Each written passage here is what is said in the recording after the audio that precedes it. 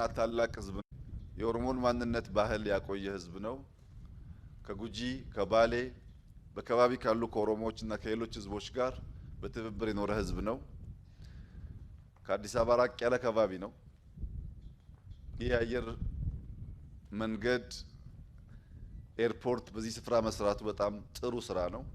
በኢትዮጵያ ደረጃ ከሞላ ጎደል በሶስት የሚከፈሉ ኤርፖርቶች አሉን። በአንደኛ ደረጃ በኢንተርናሽናል ደረጃ የሚታዩ ኤርፖርቶች አዲስ አበባ፣ መቀሌ፣ ባህር ዳር አሉን። በሁለተኛ ደረጃ ልክ በዚህ ደረጃ የሚታዩ ኤርፖርቶች ደግሞ በሰሜን 10 አሉን። ቅድም የጠቀስኳቸው ቦታዎች ኮምቦልቻ፣ ላሊበላ፣ መቀሌ፣ አክሱም፣ ሽሬ፣ ሁመራ፣ መተማ፣ ጎንደር፣ ባህር ዳር አሁን ከሚሰራው ከደብረ ማርቆስ ጋር 10 ኤርፖርቶች በሰሜን ኢትዮጵያ ተገንብተዋል። ከነዚህ ውስጥ ሁለቱ ኢንተርናሽናል ኤርፖርት ደረጃ የሚታዩ ናቸው። በምስራቅ ሰመራ፣ ጅጅጋ፣ ቀብሪ ዳሃር፣ ጎዴ፣ ድሬዳዋ 5 አሉ።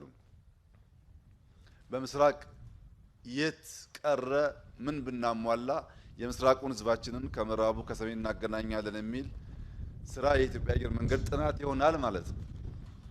በምዕራብ አሁን ከተሰሩት ጋር ሚዛን፣ ጅማ፣ መቱ፣ ጋምቤላ፣ ደምቢዶሎ፣ ነቀምት፣ አሶሳ 7 አለ ምዕራብ ኢትዮጵያ።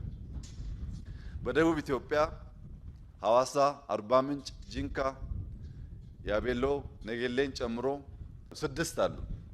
አሁን የሚያሳየው በኢትዮጵያ ደረጃ በመካከል ያሉት ኤርቤዙን ጨምሮ የቦሌን ጨምሮ ወደ 30 የሚጠጉ ኤርፖርቶች ያሉን ሲሆን የጎደሉን የት ናቸው የሚለውን ደግሞ እያየን መሙላት ያስፈልጋል። በደቡብ ኢትዮጵያ ጥቂት ቦታዎች የግድ የሚያስፈልጉበት መለየት ያስፈልጋል። በምስራቅ ኢትዮጵያ እንዲሁ መለየት ያስፈልጋል።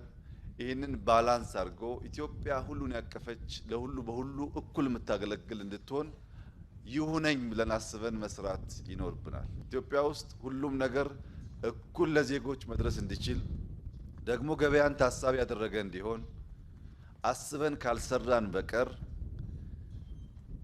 እንደ ሀገር ጸንተን ለመቆየት እንቸገራለን እና ፌርነስ ኤኩዊቲን ለማረጋገጥ የጎደሉ ነገሮች እያዩ መሄድ ያስፈልጋል። ለተሰራው በጣም እናመሰግናለን። ኢትዮጵያ አየር መንገድ ትልቅ ስራ ሰርቷል። ገና ብዙ ይጠበቅባቸዋል።